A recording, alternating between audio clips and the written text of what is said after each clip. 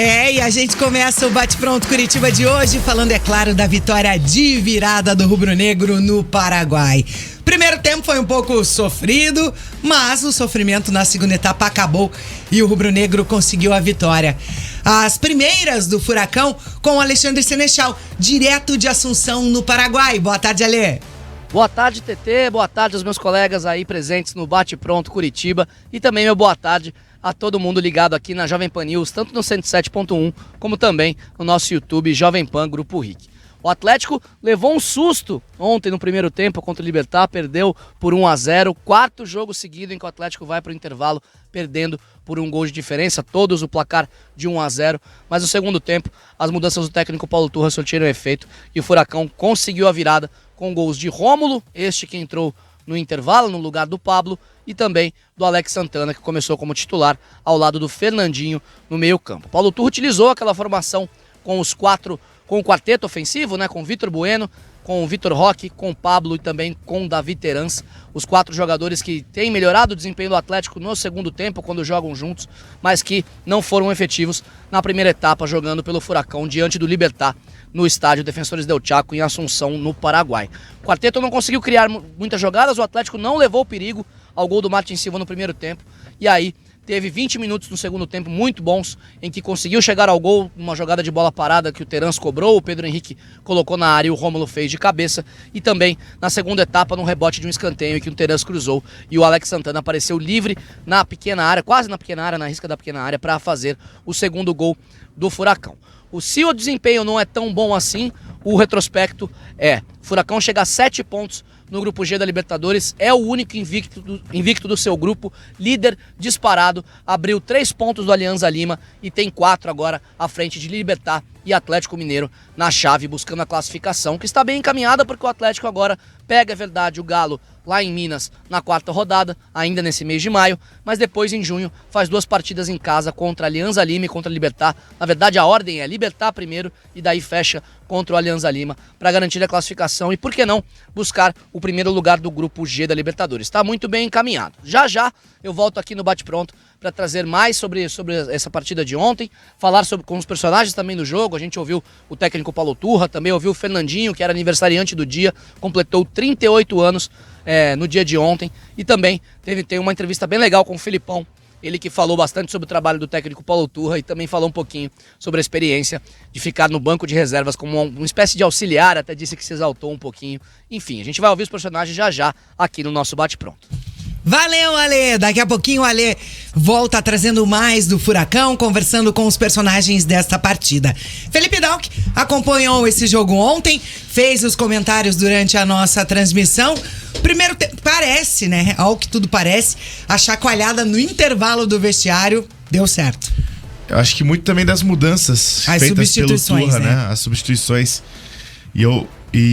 Ontem eu ainda falei no Bate-Pronto, né, Jana? Falei, cara, não dá mais certo. Não funciona mais Vitor Bueno e hashtag eu avisei, Dalton. Hashtag eu avisei, hashtag eu já sabia. Falei, não dá mais certo Terans e Vitor Bueno juntos. É que não eu acho dá. que depende do contexto do jogo, mas nesse jogo, diante do Libertad... Esse é o ponto. Pra mim, é de momento de jogo. Pode ser utilizado. Agora, começar assim e ainda começar com Pablo e Vitor Roque juntos, pra mim é temerário. Era pra povoar um pouco mais de meio de campo e o meio de campo foi inteiro do Libertad. Eu vi o Terans na defesa. Sim. Voltando pra marcar. E no primeiro tempo, Terans não jogou absolutamente nada, Vitor Bueno não jogou absolutamente nada. Chegou no intervalo, eu ainda falei, quando o Alexandre informou que vinha o Thiago Andrade e o outro que entrou foi o Rômulo.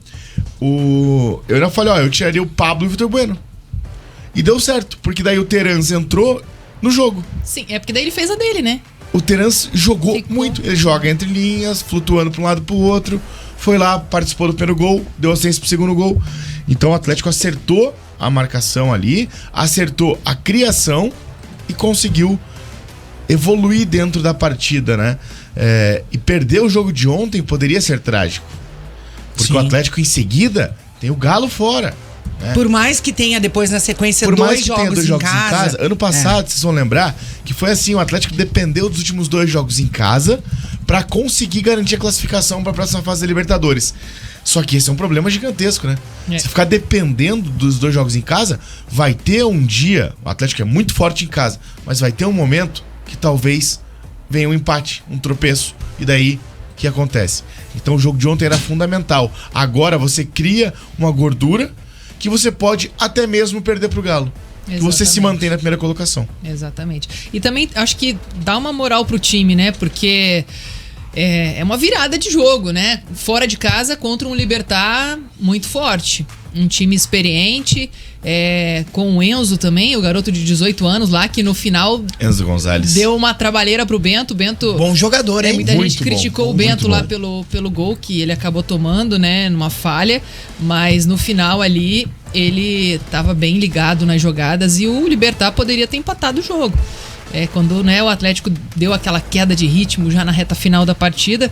Então, resultado muito importante, mas como o Dalk falou, essa mudança na escalação, no esquema, né, tático do time, no segundo tempo fez total diferença, porque o Atlético não conseguia criar jogadas, o jogo estava amarrado ali no meio campo, né, o Libertad pressionava e roubava a bola do Atlético ali no meio e era mais perigoso na partida. E no segundo tempo o Atlético conseguiu ganhar velocidade, jogar mais pelos lados, abrir o jogo, né? Parece que clareou, assim, os jogadores sabiam o que fazer. No primeiro tempo pareciam perdidos.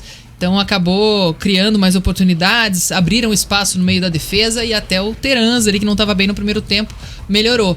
Então, acho que isso também faz com que o Paulo Turra consiga, né, visualizar 2 momentos diferentes e projetar o que ele pode fazer em jogos pra frente. Porque quando você pega adversários mais qualificados, é mais difícil, né? Não é aquele time que a gente estava acompanhando no Campeonato Paranaense, que estava sobrando, né? Às vezes até quando tinha alguma dificuldade no jogo conseguia reagir, conseguia vencer, né? Vinha num embalo absurdo, né? Uma campanha excepcional do Atlético no estadual, mas agora encarando 3 competições diferentes, vai ter que, claro, dependendo do adversário que vai encarar, das características de jogo, vai precisar se adaptar.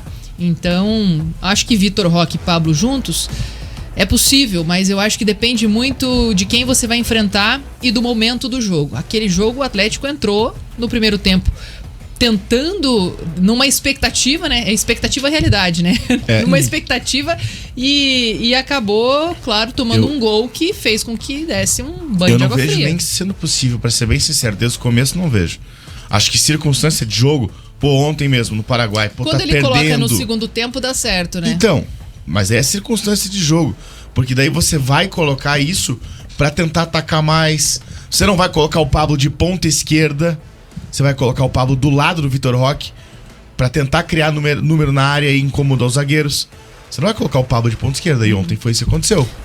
O Pablo, ele até segura a bola, mas ele não tem aquela criatividade, né? Não, nenhuma. De conduzir Nenhuma. ali. Ele conseguia ontem dominar, só que ele não conseguia girar. Ele dominava. E mais nada. O torcedor atleticano pediu e muito, né, para que o técnico Paulo Turra colocasse Vitor Roque e Pablo jogando juntos.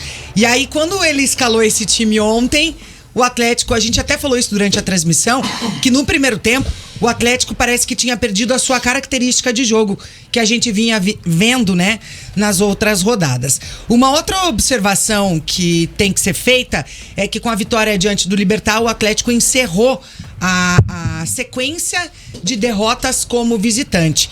E também outro fator que chama atenção, que foi a quinta vitória de virada do rubro-negro nesta temporada de 2023. Venceu de virada o São Joséense, venceu de virada o Operário, venceu de virada o Cascavel e venceu de virada o CRB.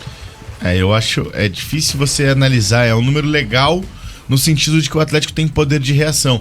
Mas ontem o Fernandinho mesmo na coletiva falou, vai ter dia que a gente não vai conseguir.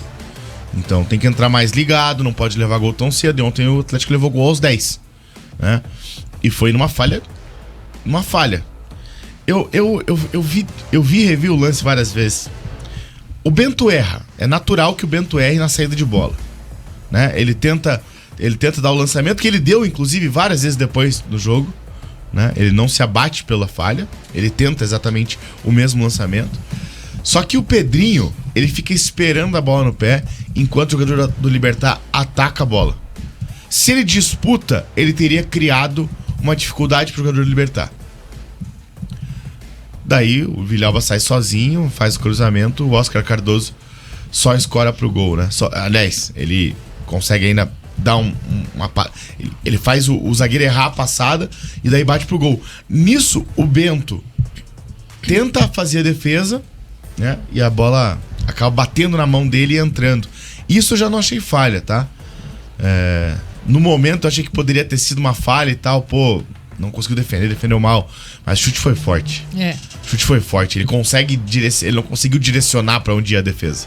E assim, se o Atlético não consegue a virada, né? Você imagine hoje o cenário, né? Ia ficar completamente embolado ali, o grupo está embolado, né? Tirando o Atlético que tá isolado na liderança, mas daí o Libertad, se vencesse lá, iria a 6 pontos, seria o líder, e o Atlético estaria ali brigando, né? Seria o segundo, só seria que segundo, por conta de assim, saldo de gol. Mas daí estaria com a mesma pontuação do Alianza e o Galo a 1 ponto, né? Tendo que enfrentar o Galo. Enfrentar o Galo em Minas na próxima rodada. Em Minas.